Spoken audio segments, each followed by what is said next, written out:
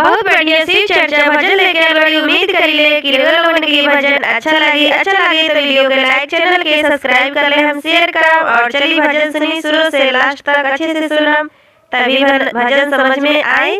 तो चली भजन सुन ले। बेल के पतैया पर सेवा गुरु न्योता भेजवनी, बेल के पतैया पर सेवा गुरु न्योता भेजवनी। रहिया निहारत रही शिव गुरु काहे नहीं आइली, रहिया निहारत रही शिव गुरु काहे नहीं आइली।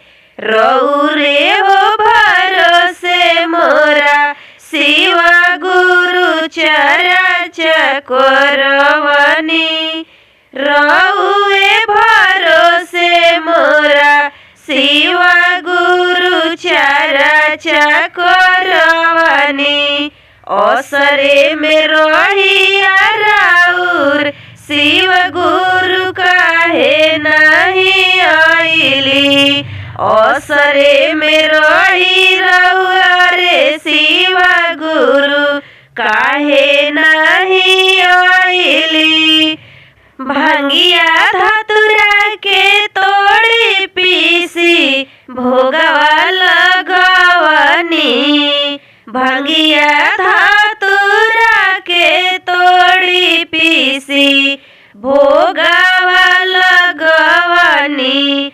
असरे में रही राउरे शिव गुरु काहे नहीं आइली, असरे में रही राउर शिव गुरु काहे नहीं आइली।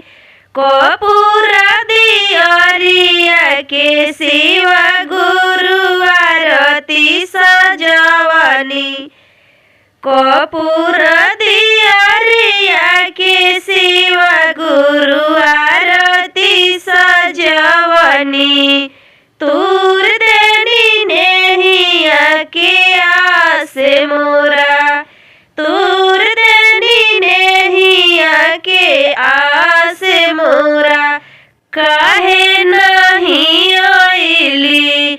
रहिया निहारत रही शिव गुरु काहे नहीं आइली, रहिया निहारत रही शिव गुरु काहे नहीं आइली।